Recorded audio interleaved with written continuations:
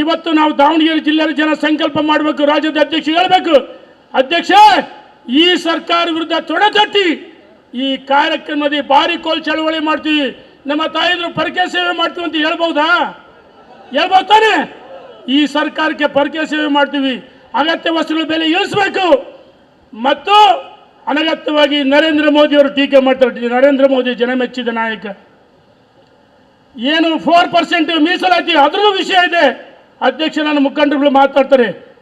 ಈ ದೇಶದ ಇತಿಹಾಸದಲ್ಲಿ ಅಂಬೇಡ್ಕರ್ ಸೋಲಿಸಿದ್ದೀವಿ, ಅಪಮಾನ ಮಾಡಿದ್ದೀವಿ, ಸತ್ತಾಗ ಜಾಗ ಕೊಡಲಿಲ್ಲ. ಈಗ ಅಂಬೇಡ್ಕರ್ ಅವರ ಸಂವಿಧಾನ ಬುಕ್ಕನ್ನು ಕೈಯಲ್ಲಿ ಹಿಡ್ಕೊಂಡು ನಿಮ್ಮ ರಾಹುಲ್ ಗಾಂಧಿ ಎಳಸು, ಪಪ್ಪು ಗಾಂಧಿ, ಡಿ.ಕೆ. ಶಿವಕುಮಾರ್ ಸಂವಿಧಾನ ಬದಲಾವಣೆ ಮಾಡ್ತೀವಿ ಅಂತ ಹೇಳಿದರು. ನಿಮಗೆ ಗೌರವ ಇದ್ದರೆ ಸಿದ್ದರಾಮಯ್ಯನವರೇ, ಮಾನ ಮರ್ಯಾದೆ ಇದ್ದರೆ 4% ನನ್ನ ಬಿಸ್ನೆಸ್ಗೆ GST ನೋಟಿಸ್ ಬಂದಿದೆ, ಏನ್ ಮಾಡ್ಬೇಕು ಅಂತ ಗೊತ್ತಾಗ್ತಿಲ್ಲ. ಇಮಿಡಿಯೇಟ್ಲಿ ಒಬ್ಬ GST ಎಕ್ಸ್ಪರ್ಟ್ ಹತ್ರ ಮಾತಾಡು. ಎಲ್ಲಿ ಹುಡುಕೋದು? ಬಾಸ್ ವಾಲಾ, ಬಿ ದ ಬಾಸ್. ಅಲ್ಪಸಂಖ್ಯಾತರು ನಾವು ಯಾರು ವಿರೋಧಿಗಳಲ್ಲ. ಅಲ್ಪಸಂಖ್ಯಾತರಿಗೆ 4% ಜನಗಣತಿಯಲ್ಲಿ ನಂಬರ್ 1 ತೋರಿಸಿದಿರಲ್ಲ. ಜಮೀರ್ ಅಹಮದ್ ಹೇಳ್ತೀನಿ, ಮಿಸ್ಟರ್ ಜಮೀರ್ ಅಹಮದ್ ಹೇಳ್ತೀನಿ ನಾನು. ಏನ್ ಹೇಳ್ತಾರೆ ಜಮೀರ್ ಅಹಮದ್? ಕರ್ನಾಟಕದಲ್ಲಿ ವಕ್ಫ್ ಕಾಯ್ದೆ ಜಾರಿಗೆ ಮಾಡಲ್ಲ. ಕರ್ನಾಟಕ ನಿಮ್ಮ ಅಪ್ಪನ ಮನೆ ಆಸ್ತಿನ?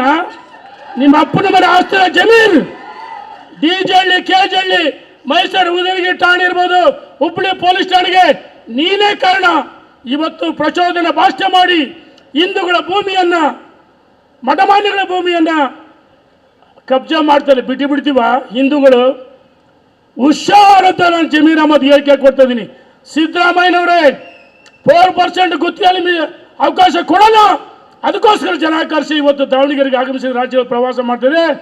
ಬಂಧುಗಳೇ, ಈ ಸರ್ಕಾರ ವಿರುದ್ಧವಾಗಿ ತೊಡೆ ತಟ್ಟಿ ನಾವು ನಿಲ್ಲಬೇಕಂತ ಹೇಳಿ ವಿನಂತಿಯನ್ನು ಮಾಡ್ತೀನಿ. ಇದ್ರ ಜೊತೆಗೆ